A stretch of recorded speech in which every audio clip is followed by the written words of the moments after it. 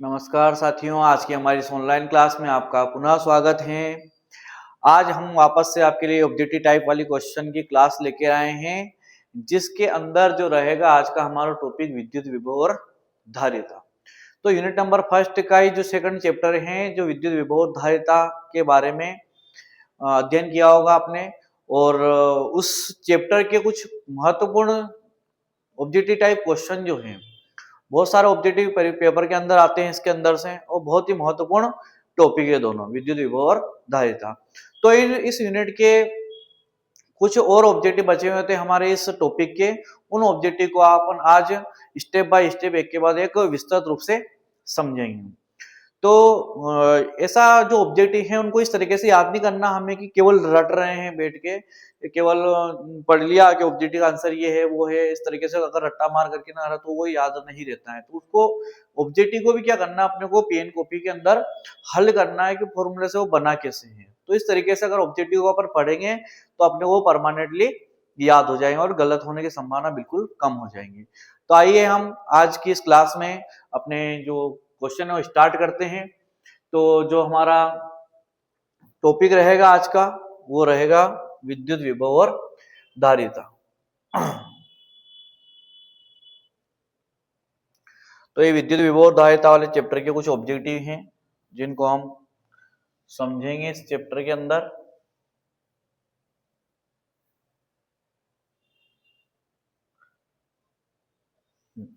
तो सबसे पहला हमारा जो ऑब्जेक्टिव है वो आ रहा है कि विद्युत विभव का मात्रक क्या होता है। क्या पहला ऑब्जेक्टिव, विद्युत विभव का मात्रक क्या होता है। तो विद्युत विभव का जो मात्रक होता है नॉर्मली हम जानते हैं कि वोल्ट होता है। क्या होता है? वोल्ट होता है। लेकिन ये कहां से आया, तो हम सूत्र पढ़ेंगे इसका कि C बराबर जो होता है, इसका जो सूत्र होता है विभव बराबर होता है कार्य बटे, विभव बराबर होता है कार्य बटे आवेश। क्या होता है? कार्य बटे आवेश। तो कार्य का जो मात्रक होता है जूल होता है और आवेश का मात्रक क्या होता है? कूलाम होता है। तो इस अनुसार क्या होगा, इसका जो मात्रक बनेगा विभव का वो क्या बनेगा? जूल प्रति कूलाम। और वैज्ञानिक के नाम पर जो रहता है वो रहता है, क्या नाम रहता है उसका? वोल्ट रहता है। तो इसका जो दो मात्रक बन जाएंगे हमारे, तो जूल प्रति कूलाम और एक रहेगा वोल्ट। दो मात्रक हैं इसके। फिर अगला क्वेश्चन आ रहा हमारा कि ए, बी और सी तीन खोखले गोली चालक हैं जिन पर समान परिमाण के धनावेश हैं। ए सबसे बड़ा है एवं सी सबसे छोटा है, तब सी का विभव सबसे अधिक होगा। तो सी का मतलब आंसर दे रखा होगा कि सी का विभव सबसे अधिक होगा। तो प्रश्न ये पूछा गया कि ए, बी और सी तीन गोले हैं हमारे पास में, खोखले वाले। तीनों के ऊपर आवेश का मान क्या है? समान है। क्या बोल रखा उसने कि तीन खोखले गोले हैं और तीनों पर जो आवेश का मान क्या है? समान है। और आगे बोला गया है कि उसने कि ए सबसे बड़ा है, मतलब ये ए वाला जो है वो सबसे बड़ा है और सी जो है वो सबसे छोटा है, मतलब ये इससे थोड़ा और बड़ा। ये बी है, ये सी है। इनके ऊपर जो आवेश का मान है वो सबके ऊपर क्या है? क्यू समान है। अब देखो, समान आवेश का मान समान, लेकिन क्षेत्रफल सबका क्या है? कम ज्यादा है। तो सबसे ज्यादा क्षेत्रफल इसका है, तो इसके ऊपर जो आवेश होगा वो वितरित रहता है। क्या होता है? इसके अंदर जो ऊपर आवेश होता है वो समान रूप से वितरित होता है। तो प्रति एकांक क्षेत्रफल में देखा जाए तो इसके ऊपर आवेश का मान क्या होगा? कम होगा। और यहाँ पे क्या, प्रति एकांक क्षेत्रफल के अंदर, एकांक क्षेत्रफल के अंदर जो आवेश का मान होगा वो ज्यादा, क्योंकि इसका क्षेत्रफल ऑल ओवर क्या है? कम है। तो डेंसिटी इसके ऊपर ज्यादा होगी। तो आंसर क्या रहेगा हमारा? किसके ऊपर सबसे ज्यादा आवेश रहेगा? सी के ऊपर सबसे अधिक विभव होगा। अगला क्वेश्चन है कि 2r मीटर व्यास वाले गोली चालक की धारिता होगी। क्या बोला है कि 2r 2r मीटर वाले गोली चालक की धारिता क्या होगी। हमको व्यास दे रखा उसने, क्या बोल रखा है? व्यास दे रखा 2r। ध्यान से पढ़ना क्वेश्चन को। तो वो 2r मीटर व्यास वाले बोला उसने। अब हम क्या करेंगे? त्रिज्या समझ के ना आर की जगह मान रख देंगे। तो ध्यान से पढ़ना प्रश्न को। उसने क्या करा है कि यहाँ पे मीटर व्यास बोल दिया है, मतलब गोली चालक दे रखा, उसका व्यास दे दिया उसने यहाँ से यहाँ तक का 2r। तो त्रिज्या कितनी होगा? r। तो c बराबर 4 पाई एप्सिलॉन 0 r जो होता है सी चालक की धारिता का सूत्र होता है। तो r त्रिज्या है इसकी भी है, यहाँ भी r ही आ गई, तो ये कहीं रहेगा धारिता का सूत्र c बराबर 4 पाई एप्सिलॉन 0 r। अगला क्वेश्चन पूछा है कि पृथ्वी का विभव कितना होता है। तो पृथ्वी का विभव क्या होता है? शून्य माना जाता है, क्योंकि पृथ्वी की धारिता क्या होती है? अनंत होती है। तो विभव क्या माना जाता है? उसका शून्य माना जाता है। अगला क्वेश्चन आ रहा है हमारा,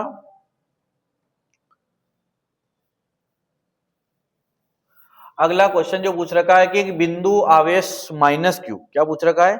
बिंदु आवेश माइनस क्यू से r दूरी पर विद्युत विभव का सूत्र क्या होगा, तो हमने निकाल रखा है विद्युत विभव का जो सूत्र होता है 1/4πε0।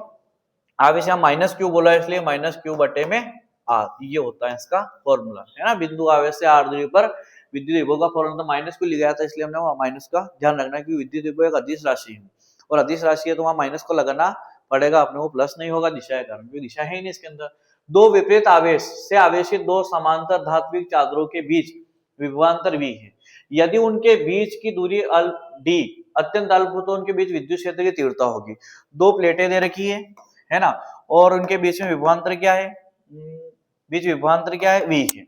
मतलब इसकी प्लेटें हैं, दो विपरीत आवेश पर आवेशित समांतर धात्विक चादरें हैं, ये धातु की चादरें हैं और इनके ऊपर आवेश हैं, दोनों प्लेटों बीच v और बीच की दूरी भी कितनी है, d है। तो इनके बीच जो विभव विद्युत क्षेत्र तीव्रता होगी वो होगी। तो विभव की परिभाषा होती है कि एक प्लेट से दूसरी प्लेट तक लाने में किया गया कार्य, ये विभव की परिभाषा होती है। तो कार्य मतलब बल गुणित विस्थापन। अब जो बल लगता है उसी दिशा में क्या होती है, तीव्रता की दिशा होती है। तो उस बल की जगह हम लिख देंगे तीव्रता E इंटू डी। तो E बराबर निकालेंगे तो क्या आ जाएगा V बटे डी। तो हमारा जो फॉर्मूला प्राप्त होगा E बराबर क्या आ जाएगा V बटे डी, इसकी परिभाषा से, है ना। तो इसका फॉर्मूला क्या आ जाएगा V बटे डी। अगला क्वेश्चन है कि विद्युत धारिता का मात्रक क्या है। तो विद्युत धारिता का मात्रक लिख रखा है यहाँ पे फेरड। तो फेरड कैसे आया वो देखते हैं। तो क्या फेरड के अलावा भी कोई अन्य मात्रक होता है, तो C बराबर होता है Q बटे V। क्या होता है धारिता सूत्र, C बराबर Q बटे, धारिता बराबर क्या होता है आवेश बटे कूलाम, सॉरी आवेश बटे विभव। तो इसका मात्रक बनेगा, आवेश का होता है कूलाम, क्या होता है कूलाम, और विभव का वोल्ट का होता है विभव। तो कूलाम प्रति, सॉरी यार क्या होता है कूलाम प्रति वोल्ट, क्या होता है कूलाम प्रति वोल्ट जो होता है इसका मात्रक होता है धारिता का, या वैज्ञानिक के नाम पर क्या होता है फेरड होता है। क्या होता है फेरड, वैज्ञानिक के नाम पर क्या मात्रक होता है इसका फेरड। और नॉर्मल ये भी पूछा जा सकता है कि कूलाम प्रति वोल्ट भी इसका मात्रक होता है। अगला क्वेश्चन पूछा गया एक समांतर प्लेट संधारित्र को आवेशित करने के पश्चात उनके प्लेटों के बीच की दूरी बढ़ा दें तो प्लेटों के बीच विभवांतर क्या होगा। क्या बोला उसने कि अगर दो समांतर प्लेट संधारित्र हैं और उनके प्लेटों के बीच की दूरी क्या कर दी, समांतर संधारित्र है इनकी बीच की दूरी क्या कर दी बढ़ा दी, पहले डी थी ना डी से बढ़ाकर क्या कर दी मान लो 2d कर दी, तो विभव क्या होगा। तो देखो यहाँ पे v बराबर a इंटू डी था, है ना। तो ये दूरी के ऊपर अनुक्रमानुपाती हो रहा है, इसका मतलब क्या होगा कि अगर दूरी बढ़ाएंगे तो विभव क्या होगा बढ़ेगा। तो d का मान बढ़ाने से v का मान क्या हो जाता है बढ़ जाता है ना। अगला क्वेश्चन पूछ रहा है हमें कि C1 C2 धारिता के दो गोली चालक को क्रमशः V1 V2 विभव तक आवेशित करके एक तार द्वारा जोड़ दिया तो उनका उभयनिष्ठ विभव होगा। हालांकि ये क्वेश्चन हमारे इससे हट गया है, लेकिन इसका फॉर्मूला कभी सूत्र उभयनिष्ठ विभव का फॉर्मूला होता है ये V बराबर C1 V1 plus C2 V2 बटे में C1 प्लस C2, ये उभयनिष्ठ विभव का फॉर्मूला होता है। जब दो आवेशित गोली चालकों को जोड़ते हैं तो उनके बीच में विभव का आदान प्रदान होता है आवेश का, उसके परिणाम स्वरूप यहाँ पे परिणाम विभव प्राप्त होता है V बराबर C1 V1 plus C2 V2 बटे में C1 प्लस C2। अगला क्वेश्चन पूछ रहा है ये किसी समांतर प्लेट संधारित्र में विद्युत क्षेत्र के रूप में ऊर्जा संचित रहती है। समांतर प्लेट संधारित्र हैं और उसकी प्लेटों के बीच में जो ऊर्जा होती है वो कहाँ पे संचित होती है, तो जो दोनों प्लेटें हैं उनके बीच में जो माध्यम होता है उस परावैद्युत माध्यम के अंदर क्या होती है वो ऊर्जा से होती है विद्युत ऊर्जा। जो दोनों प्लेटें होती हैं उनके बीच में कोई सा परावैद्युत माध्यम जो भरते हैं उस परावैद्युत माध्यम के अंदर संचित रहती है। अगला क्वेश्चन पूछ रहा है कि दो संधारित्रों को श्रेणी क्रम में जोड़ने पर, कौन से क्रम में जोड़ रहे हैं, प्रत्येक संधारित्र पर क्या समान होगा। तो संधारित्रों को हमने क्या कर दिया इस प्रकार श्रेणी क्रम में जोड़ दिया, ये पहला संधारित्र ये दूसरा संधारित्र है ना, और ये तीसरा वाला संधारित्र, इनको श्रेणी क्रम में जोड़ा। तो देखो विभव तो सबके बीच में अलग अलग होता है, इस तरीके से जोड़ते हैं तो है ना, यहाँ पे V3 रहता है। तो इसका मतलब जो आवेश दिया वो सबकी प्लेटों के ऊपर क्या रहेगा समान रहेगा। और अगर इन्हीं प्लेटों को अगर अपन क्या करते हैं समांतर क्रम में जोड़ दे तो सभी की प्लेटों को एक बिंदु पर दूसरी प्लेटों को अन्य दूसरी बिंदु पर जोड़ देंगे इस तरीके से। यहाँ पे आवेश देंगे तो वो आवेश क्या होगा तीनों संधारित्रों की धारिताओं के अनुपात में बटेगा। अब ये बटा तो इनकी सभी प्लेटें एक बिंदु पर जुड़ी हुई है, दूसरी प्लेट दूसरी बिंदु पर जुड़ी हुई है, तो विभव क्या होगा दोनों बिंदुओं के बीच समान होगा V। श्रेणी क्रम में जुड़ेगा तो आवेश समान होगा प्रत्येक संधारित्र पर, समांतर क्रम में जुड़ेगा तो सभी बिंदुओं सभी प्लेटों के बीच में क्या होगा विभव समान होगा। अगला क्वेश्चन आ रहा है कि दो समांतर प्लेट संधाय की दोनों प्लेटों के बीच विभवांतर नियत है। समांतर प्लेट संधाय से उनकी प्लेटों के बीच विभवांतर क्या है, नियत है। जब दोनों प्लेटों के बीच वायु बदलकर परावैद्युत माध्यम रख दिया जाए तो विद्युत क्षेत्र की तीव्रता क्या होगी। देखो विद्युत क्षेत्र तीव्रता माध्यम के ऊपर डिपेंड नहीं करती है कि उसके ऊपर कोई इफेक्ट नहीं पड़ेगा, तो वो अपरिवर्तित रहती है। विद्युत क्षेत्र की तीव्रता प्लेटों के बीच में माध्यम को बदल देते हैं। तो अगला क्वेश्चन आ रहा है कि गोली चालक की धारिता का सूत्र लिखिए। तो अभी हमने हल करा ही था धारिता का सूत्र लगा के। C बराबर जो होता है क्या होता है 4 पाई एप्सिलॉन 0 r, ये गोली चालक की धारिता का सूत्र होता है। अगला क्वेश्चन है कि समविभव पृष्ठ और बल रेखाओं के बीच का कोण होता है। देखो जो क्षेत्र रेखाएं होती हैं वो क्षेत्र रेखाएं किसी चालक के पृष्ठ से हमेशा कैसे निकलती है, अभिलंबवत निकलती हैं। तो अभिलंबवत निकल रही है, इसका मतलब बीच का कोण कितना होता है 90 डिग्री होता है।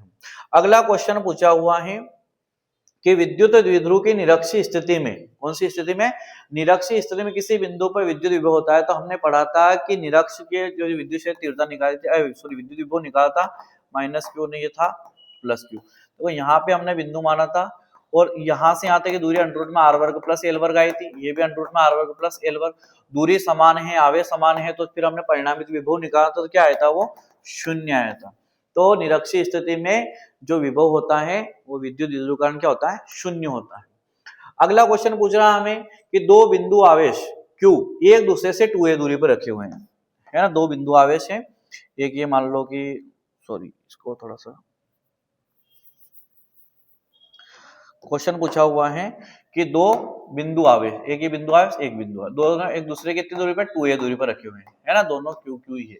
और पूछा गया उसमें आगे कि इनके ठीक मध्य बिंदु पर विभव क्या होगा। अब यहाँ पे ठीक मध्य बिंदु पर पूछा, उसने यहाँ पे विभव पूछ लिया। तो देखो इस बिंदु कारण यहाँ पे विभव निकाला था, तो उसका सूत्र आया था हमारे 1/4 पाई एप्सिलॉन 0 इंटू क्यू बटे में r। अब r मतलब यहाँ दूरी 2a मान रखे, तो हम a लिख देते हैं, है ना, जो भी हो गया वो 2a। और उसने मध्य बिंदु पूछा तो यहाँ पे क्या होगा, आधी हो जाएगी, तो 1/2 पाई एप्सिलॉन 0 इंटू क्यू बटे में a, ये हमारा फॉर्मूला है। इसको ऊपर भी लिख देता हूं कभी, तो 2q/2 पाई एप्सिलॉन 0 a भी लिख सकता है, इस फॉर्मूले को इस तरीके से भी लिख सकता है। अगला क्वेश्चन पूछ रहा है कि दो आवेशित वस्तुओं को एक चालक तार से जोड़ने पर, दो क्या पूछा गया है, दो आवेशित वस्तुओं को, आवेशित वस्तु मतलब दोनों के ऊपर आवेश है। अब किसके ऊपर ज्यादा कम क्या है, ऐसा नहीं, अभी आगे पढ़ेंगे उसको अपन। पहले देखिए दो वस्तुएं दे रखी है और क्या बोला उसने कि दो आवेशित वस्तुओं को एक चालक तार द्वारा जोड़ दे, एक चालक तार द्वारा क्या कर दिया हमने, जोड़ दिया। तो उनके बीच विद्युत धारा प्रवाहित नहीं होती है, धारा प्रवाहित हो ही नहीं रही यहाँ पे। तो कब नहीं होती है, जब दोनों का विभव क्या हो, समान हो। विभव दोनों का क्या हो, समान होगा ना, इसलिए क्या होती है, इधर से उधर धारा प्रवाहित नहीं होगी। विभव का अंतर होना जरूरी है धारा प्रवाह के लिए, जो विभवांतर उत्पन्न होगा तो धारा क्या होती है, प्रवाहित होती है। अगला क्वेश्चन है, एक समांतर प्लेट संधारित्र की धारिता निर्भर नहीं करती है, काय के ऊपर डिपेंड नहीं करती है। देखो प्लेटों के क्षेत्र पर भी डिपेंड करती है, बीच के माध्यम पर डिपेंड करती है, और प्लेटों के बीच की दूरी के ऊपर भी डिपेंड करती है, मतलब आवेश की मात्रा के ऊपर निर्भर नहीं करती है। अगला क्वेश्चन है कि सी धारिता के संधारित्र को Q आवेश देने पर उनमें संचित ऊर्जा होगी। तो सी धारिता के संधारित्र को जो हमने ऊर्जा का सूत्र प्राप्त कर रखा है 1/2, एक तो CV वर्ग, एक फॉर्मूला तो ये था, तो एक फॉर्मूला आया था 1/2 Q बटे में V वर्ग, सॉरी Q वर्ग बटे में C, एक फॉर्मूला है ना, एक फॉर्मूला, ये अन्य रूप होता है इसका। देखो इससे ये आ रहा है, एक तो ये होता है कि 1/2 Q वर्ग बटे C, ये हमने सिद्ध करा था वहां पे। इस Q की जगह Q बराबर CV होता है ना, तो U बराबर देखो 1/2 CV होता है, वर्ग लग रहा था, वर्ग लगा दिया इस बटे में C, एक से कैंसल, तो 1/2 CV का वर्ग, इस तरीके से इसका फॉर्मूला भी आ जाता है। दोनों रूप अपने को ध्यान रखना है, यहाँ पे ये लिख रखा है तो अपने को अगला भी ध्यान रखना है कि CV वर्ग भी होता है इसका। अगला क्वेश्चन पूछा गया, दो संधारित्रों को श्रेणी क्रम में जोड़ने पर प्रत्येक संधारित्र क्या समान होगा। तो अभी ये तो पढ़ लिया था हमने, आवेश समान होता है श्रेणी क्रम में जोड़ने, और समांतर में क्या होता है, विभव समान होता है। अगला क्वेश्चन पूछ रहा है, 1 माइक्रोफेरेड धारिता के गोली चालक की त्रिज्या होगी कितनी, 1 माइक्रोफेरेड धारिता, धारिता दे रही है 1 माइक्रोफेरेड की, कितनी दे रखी है, 1 माइक्रोफेरेड धारिता दे रही है C बराबर 1 म्यू C। तो इसको फेरेड में बदल दे, माइक्रोफेरेड में दे रखी है तो फेरेड में बदल दे, 1 × 10⁻⁻6 फेरेड बन जाएगी।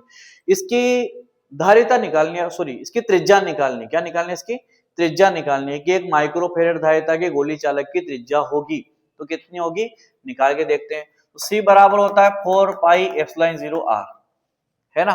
तो हमें r निकालना है, तो r को यहीं रखेंगे, इसको उठा के इधर भेज दो, तो ये एक कहाँ चल जाएगा, बटन चल जाएगा, 4 पाई एप्सिलॉन 0 इंटू C वहीं का वहीं है।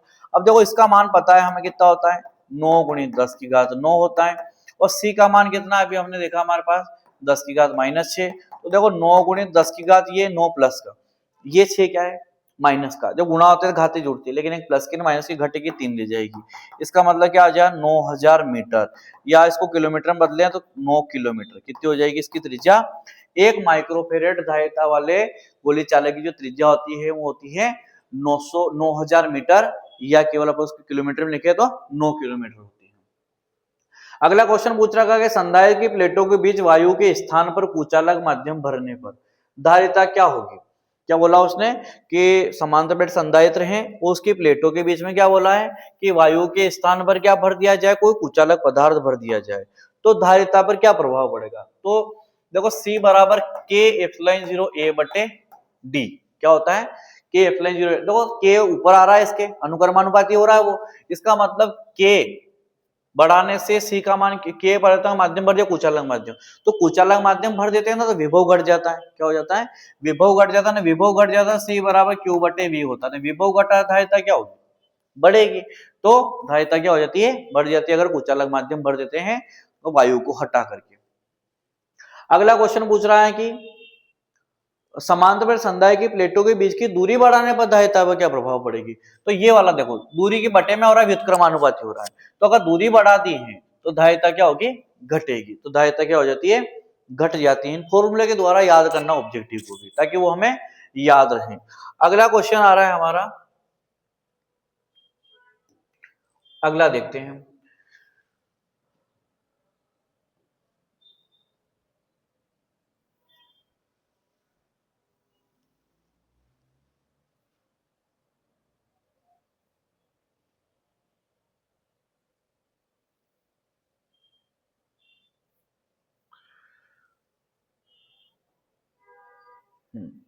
अगले क्वेश्चन देखते हैं कि दो संधारित्रों को समांतर क्रम में जोड़ने पर प्रत्येक संधारित्र समान होगा। तभी हमने पढ़ लिया था कि अगर एक की से एक जोड़ेंगे तो प्रत्येक संधारित्र की पहली प्लेटों को तो क्या जोड़ा था हमने, एक बिंदु पर जोड़ा था इस तरीके से, है ना, और दूसरी प्लेटों को अन्य दूसरे बिंदु पर जोड़कर उन दोनों बिंदुओं के बीच यहाँ पे क्या करा था हमने, इस बिंदु को आवेश दिया था, तो आवेश तो तीनों भागों में बढ़ गया था Q1 Q2 Q3, और धारिता सबके अलग अलग है C3, तो इन दोनों बिंदुओं के बीच विभव क्या होता है भी एक समान होता है ना।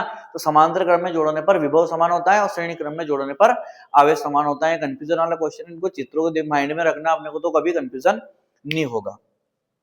अगला क्वेश्चन पूछ रहा है कि विद्युत क्षेत्र की तीव्रता E और विद्युत विभव V के बीच में संबंध है। तो मोस्ट आईएमपी क्वेश्चन है, अपने पेपर में पूछा जाता है विद्युत क्षेत्र तीव्रता और विद्युत विभव में संबंध स्थापित कीजिए। तो इसका सूत्र रहता है E बराबर माइनस का dV बटे dx, ये फॉर्मूला सिद्ध होता है उसका, है ना, कि विद्युत क्षेत्र की तीव्रता होती है वो विभव में दूरी के साथ परिवर्तन की ऋणात्मक दर के बराबर होती है। ये संभव होता है विद्युत क्षेत्र तीव्रता और विद्युत विभव में। अगला क्वेश्चन पूछ रखा उसने कि तीन आवेशित संधारित्र C1 C2 और C3 श्रेणी क्रम में जोड़े गए, तो उनकी तुल्य धारिता क्या होगी। तो देखो श्रेणी क्रम का फॉर्मूला होता है 1/C1 plus 1/C2 plus 1/C3। उसने परिणामी मतलब केवल C का मान पूछा है, तो इसको हल करते हैं अपन 1/C बराबर तीनों लघुत्तम आ जाएंगे C1 C2 C3।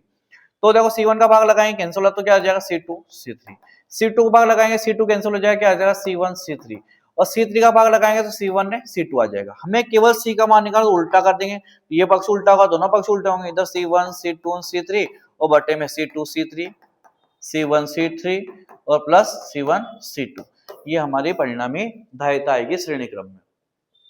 अगला क्वेश्चन पूछ रहा है विद्युत किसी बिंदु आवेश के कारण एक बिंदु पर विद्युत विभव होता है। तो ये तो हमने फॉर्मूला सिद्ध कर रखा है, बिंदु आवेश के कारण किसी बिंदु पर विद्युत विभव के लिए व्यंजक ज्ञात कीजिए।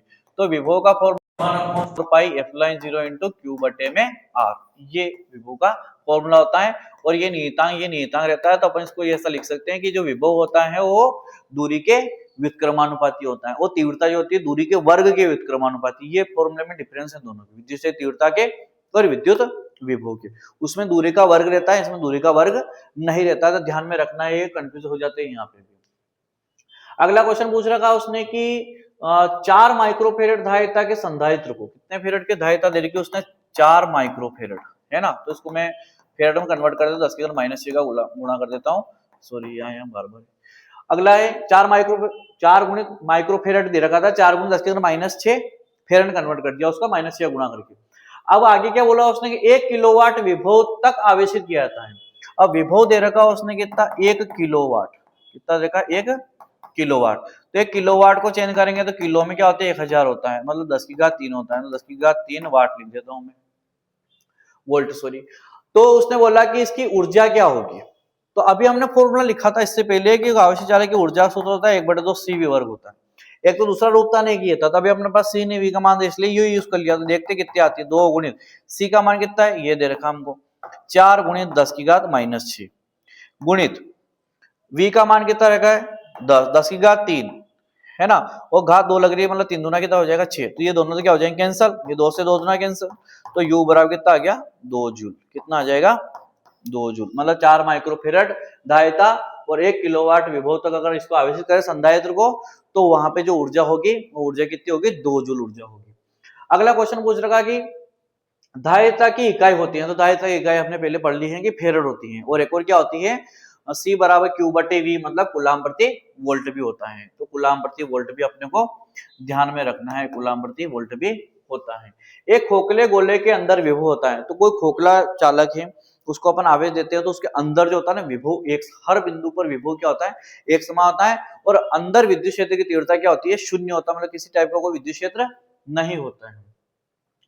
अगला क्वेश्चन है कि विद्युत द्विध्रुव के कारण किसी बिंदु पर विभव V, है ना, बिंदु की दूरी R निर्भर करता है, तो V व्युत्क्रमानुपाती 1/R, मतलब दूरी के व्युत्क्रमानुपाती होता है विभव।